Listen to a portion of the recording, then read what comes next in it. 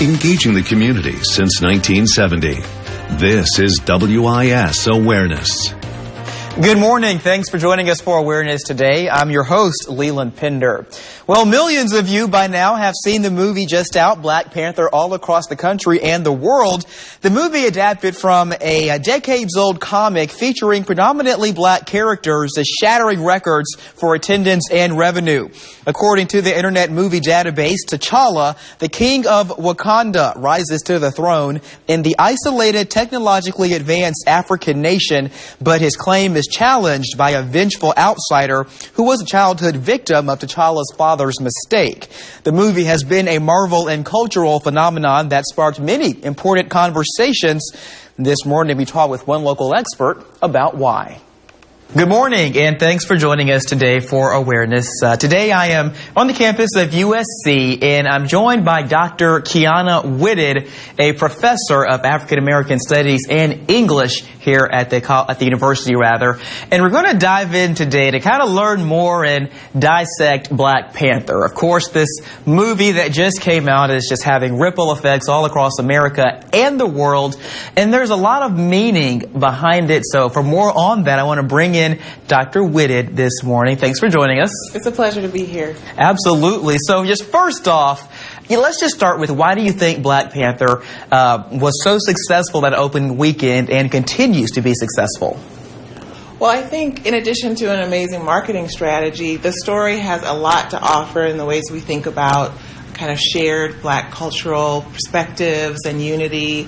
It's been terrific for raising questions about things like colonialism and Afrofuturism and all sorts of debates, but it's also amazing to look at, and it's a beautiful movie. Obviously, it attracts people who love superheroes and comics like myself, and so it has a wide appeal. Yes, talk about that. I mean, of course, the black community has been so interested in this, but there's a lot of other segments of the population that are contributing to this movie's success. So how has it kind of, gotten over those borders that we put up sometimes? Well, I think Marvel did an excellent job of incorporating Black Panther into the larger sort of Marvel universe of movies early on, referencing Wakanda, bringing T'Challa in the Captain America Civil War film. And so we've been waiting and ready for this movie for quite a while. But then, of course, Black Panther has a history in the comic books that goes back to the 60s. So there are a lot of older fans, and there are new fans like my son who love Black Panther too. So when you talk about the history, this was a comic book first, dating back several decades. Here at USC, one of your disciplines or specialties is race and comics. How does that kind of play into this conversation? Well, one of the things that I've been telling people and what I tell my students is how important it is to think about the history of a character like this appearing in 1966. T'Challa doesn't get his own title until the early 70s. And when he does, and I have a copy of one of the early ones here, the title of his standalone comic is Jungle Action featuring the Black Panther. He was part of a series of comics that come out of the Jungle Comics tradition. And as I tell my students, in this tradition, it's typically white adventurers and heroes who are going to encounter and battle with African savages or people from other countries who are considered brown-skinned people, primitive and whatnot. So when Don McGregor brought in Black Panther to this Jungle Action series, he realized those different conventions and tropes were outdated, and he wanted to do something different with the character, which is where we get the story Panther's Rage that the movie is based on. And so when you know about that history, you can see the ways that African Americans and even non-black allies use sort of this original history and transform it into something that can be really powerful for black audiences as well as others. So, two-part question here. To take Black Panther out on its own like that, introducing it as a standalone comic in a different light, was that kind of a risk and a challenge to be accepted by audiences? And that second part of the question, we've heard so much since this movie came out about how representation matters and seeing, different versions of yourself. In this case, the black guy is the superhero. How important is that too? Well, it was definitely a risk when it came out in 1966. It was a risk that Jack Kirby thought was worth taking because he knew he had black readers. And later on, there were African-American artists and writers, including Christopher Priest and Reginald Hudland, and now Ta-Nehisi Coates, and people like Roxane Gay, who are African-American creators who've taken over the character and done some really fascinating things with it. And so when we talk about representation and its importance, I think one of the reasons why this movie is so valuable is that it gives this generation a kind of shared language, and not just a narrative, but a visual language for thinking about African American cultural unity, for projecting a vision into the future, for aspirations, for a view of African American life, or rather I should say black life, in places like Africa that have not been colonized from the outside, and that's important. Do you think a lot of people picked up on the historical implications, throughout this movie? They may not have. They may have just been there for the fights with Ulysses Claw, and that's fine. But they might also be inspired to go pick up some of these comic books, to look into African history. I mean, I've heard that a lot of the costuming was really historically accurate and based on actual peoples in Africa. So to be able to pull and draw some of those things out, I think, can only be a benefit for readers who want to know more. Kind of detail why this is so important. I have seen it. I saw one message that said, kids they see Black Panther and, he's just a superhero. But, young adults and adults see Black Panther, and the fact that, he is black is such a big deal. How do you reconcile those two statements and explain that importance? Well, I deal with that complexity even within my own family, because I'm a big fan of comics, and I enjoy Black Panther. And so for me, seeing him on the screen when I've seen all the Marvel movies and I'm familiar with the comics, seeing that big budget film is really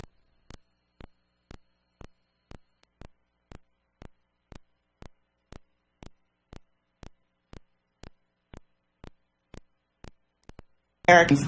This is an important milestone, but it also reaffirms some of the messages that I'm glad to say that we have started sending already to our young people about black people in positions of power and authority. And especially about, for my daughter, for instance, some of the representations of women in this film, which I feel are fresh and new and important for this generation to see. Real quickly, kind of go over that. We were talking earlier about one of your favorite parts of the movie, when, I forget the character's name, but she takes off her wig and throws it at Okoye. Yes. So there's a terrific fight scene in the film where one of T'Challa's guards, his main guard, the General Okoye, is in disguise, and she's wearing a wig with sort of glossy straightened hair.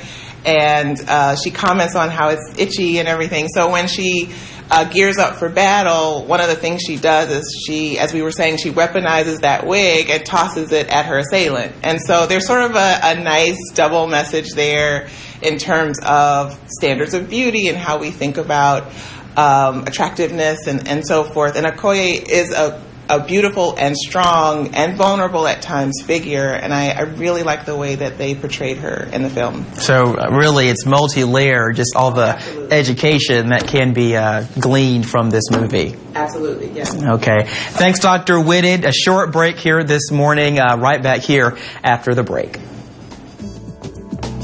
It's free furnace time at ARS Rescue Rooter. Purchase a select air conditioner and receive an 80% gas furnace absolutely free. ARS Rescue Rooter. Making it work, making it right. Visit arscolumbiasc.com. Call ARS and Rescue Rooter. Car wreck? Insurance companies know when someone has experience. We got a $400,000 settlement when our client was hit by a sleepy driver. Don't scream, call Akeem. Dial 803-ALL-TWOS. To get your attorney, dial all twos. Mom, thank God you're going to be okay. So relieved. But you both should know when my time comes, I have a final expense policy with Senior Care USA. Is Senior Care USA the life insurance policy that helps loved ones pay for funeral expenses and other deaths? Bill and I called to get more information. Yes, and there's an immediate payout of up to $50,000. If you're over 50, call Senior Care USA now to learn more about final expense insurance plans. There's no medical exam, even if you have a pre-existing condition like I do. When I called, the quote was free, and there was no pressure. I found out that policies start for as little as 35 cents a day. Rates will never increase and coverage won't decrease. I'm going to call today. Ask about the free prescription discount card. Oh, I'm so glad you'll be taken care of. Call 1-800-518-7420. That's 1-800-518-7420. At ARS Rescue Rooter, we want to solve your heating or cooling problem for the same low rate, 24 hours a day. ARS Rescue Rooter, making it work, making it right. Visit arscolumbiasc.com. Call ARS and Rescue Rooter.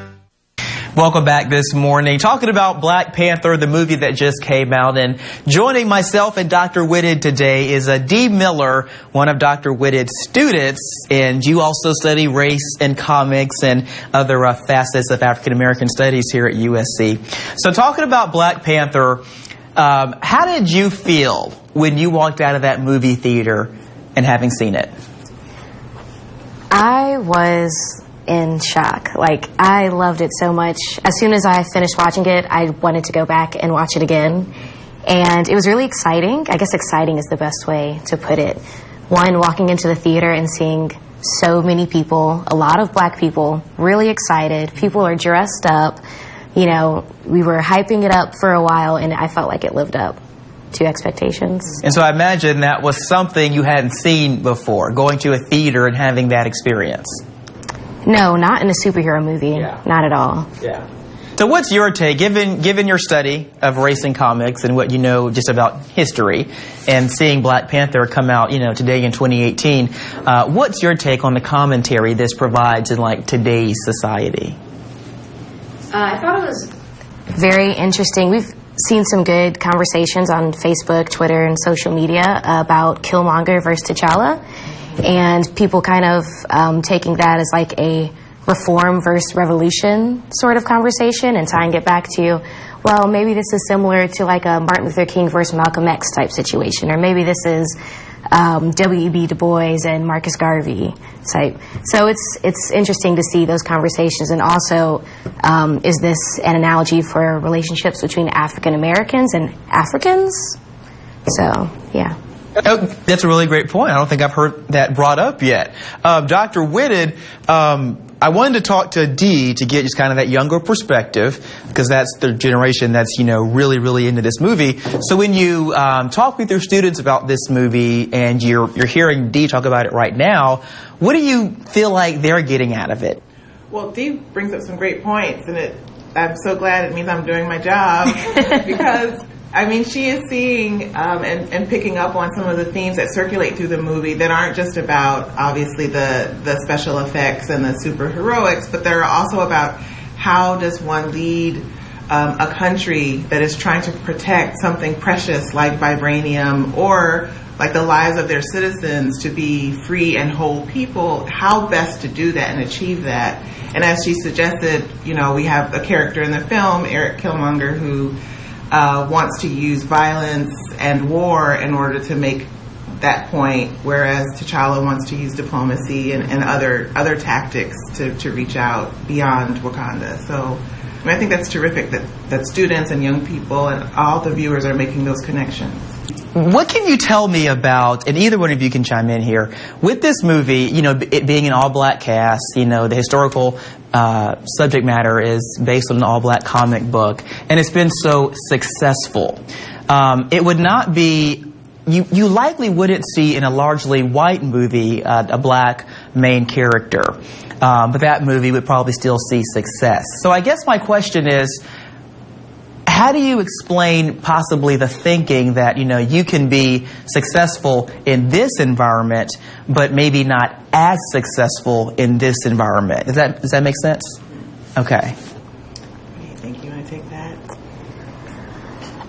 Well, I think one of the things about Black Panther is not only that it has a black cast, but that the people behind the camera are black as well. And so that's really important to be telling our own stories. You know, people we talked about this earlier. I always want to bring up Blade, or, you already had a superhero movie 20 years ago. Right. But there were not black people behind the camera. And that's what's really important, is being able to tell our own stories, being able to have nuanced characters, you know what I mean, that are not one-dimensional. Is that another part of the representation conversation? Yeah, absolutely. How about you, Dr. Whitted? Well, and I think maybe I would push back on this a little to say, we have had a slate of movies with people like Will Smith in it who've sort of been the black lead and led blockbuster films. I think it's okay for this film, for Ryan Coogler to sort of design it as being one that is unapologetically designed for African American audiences, but that others can also benefit and enjoy it as well. We encounter these films all of the time, and we're, whether there may be a token black character or so forth, there are white characters in Black Panther, and even more importantly, they also model ways, like Everett Ross's character, to be productive white allies, to support the larger effort of the heroes in the movie. And so I think it's okay to be able to speak directly to black audiences without excluding others. You mentioned earlier there have been a lot of movies recently that kind of feature and depict black characters, black people, in just varying roles and lifestyles and just representations. Some of the examples you gave are Girls Trip. Of course, Black Panther would be one. And there was another one you mentioned. What was it? Do you remember? We talked about Get Out. Get Out, of course. And Moonlight, yes. And so those are just in the last couple of years. And we talk about representation. Why is there kind of a movement or an appetite to kind of see minority people represented, just truly how they are in life, but more so on the big screen or on a wider scale? Right now? Well, I would say, and you can tell me if she agrees with me on this, but I've heard people, you hear people say that these movies can't appeal to, there's not an audience there in terms of African American audiences that will financially support these films. They won't work well overseas, things of that nature. But this movie and the others that we mentioned demonstrate that there's an audience there. They're ready to see the movies, to buy the merchandise, to support these films, and to support the actors as well as the people who are behind the scenes. So it shows that there are dollars there, and that's important too, because we've been asking for this representation for a long time. I think that Jordan Peele, who wrote Get Out, was nominated for an Academy Award or something like that. So right. People are interested. Real quickly, before we wrap up today, what was your favorite part about the movie, Dee? Also, the part where Okoye whips her wig off. I died laughing. I thought that was great.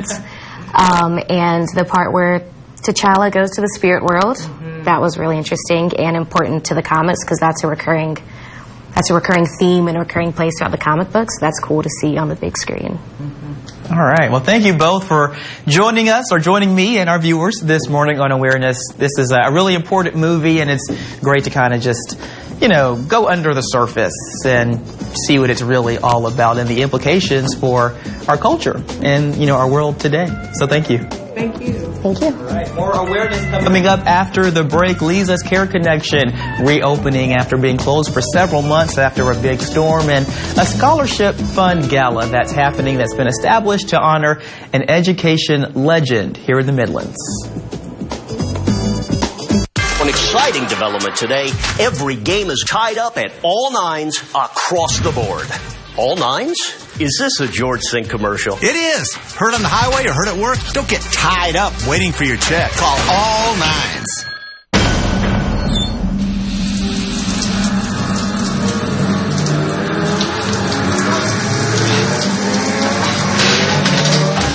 When you are home alone, an emergency can become a tragedy. However, with any of Life Alert's 3 emergency systems, help can be summoned immediately, whether in the bathroom, I've fallen in the shower, at home, help, I've fallen and I can't get up, and on the go. Help, I've fallen in the park and I can't get up. Don't worry, help is on the way. Life Alert saves a life every 11 minutes. For a free Life Alert brochure, call 1-800-518-0221. That's 1-800-518-0221. Call now, 1-800-518-0221. For a free brochure, call 1-800-518-0221. Okay, I've got 9 seconds. I need the code. It's 999-9999. All nines? Is this the George Sink commercial? It is. Hurt on the highway or hurt on the job? We got the code. Call all nines now. Welcome back this morning. A foundation established to honor the life of a well-known Midlands educator and education advocate is handing out its first round of scholarships this weekend. The inaugural Continuing a Legacy of Education Scholarship and Service Luncheon was held, honoring the legacy of Dr. Joanne Boyd Scotland, who died in 2016. Dr. Boyd Scotland spent 30 years as an administrator in higher education, 15 as president of Denmark Technical College. Her husband says she believed a good education could positively change anyone. I decided there has to be a way to continue that type of lifestyle without her being here, but I want to continue what she was doing, because even though she's gone, the work that she did needs to continue to impact the lives of people going forward. And one thing about it, teaching is the profession that makes all other professions possible, and that's what we're trying to do. Scholarships were awarded to those planning to study education. Benedict College President Dr. Rosalind Clark Ardis was the keynote speaker. If you'd like to learn more about this foundation or the luncheon, reach out to them at the Boyd Scotland Foundation at gmail.com. Well, Leeza's Care Connection in Columbia is once again back open in their facility. Last year, storms brought down a tree on their building on St. Andrews Road in Columbia. But once again, staff are back in the building and caregivers have the resources they need to once again do their work and have that building operating at 100%. Storms brought a huge tree down on the building. Leeza's Care Connection in Columbia was forced to operate out of a nearby church. Recently, though, after several months, repairs were complete, and this important community resource is back up and running. I come in a lot of time crying, upset with the dimension that I don't understand, and I leave here smiling. Pat Swigert is one of many people who depend on Leeza's Care Connection. I'm a caregiver for my dear husband of 62 years, and we're getting there. We have our ups and downs. I'm sure we all do, but with God's help, we are making it with this connection. All of the services here for caregivers are free, including workshops and educational opportunities, once again, already underway for anyone to take advantage of. Sometimes people feel that when they ask for help, it's a sign of weakness, but really the sign of weakness is not asking for help. Dr. Macy Smith, a gerontologist, regularly works with Leeza's and the people who come here. She says if you're in a family care situation, it's important to connect with others who are as well. You learn how to take care of your loved one, but also yourself. The top threats to being an effective caregiver are anger, guilt, resentment, worry, depression, grief, and incomparableness. Leeza's is the place to work through those feelings. As our aging population continues to grow, so does the care. And so we got to be sure that we have as much opportunity to educate family caregivers and give them an opportunity to take a break and to access respite so that way they can be healthy to provide care for their loved ones. Smith tries to reach as many people as possible and says it's important for African Americans especially to be involved. When we think about Alzheimer's disease and dementia, African American population is at highest risk of developing the disease, 2 times more likely than their Caucasian counterparts. And so we know that education and training is the buffer to ensure that our caregivers are receiving the much needed support that they need in order to be able to journey through the disease process with support and healthily. For anyone dealing in this space, data shows caregivers sometimes precede those they're caring for in death. A group, Peggy Jones. My mom has vascular dementia.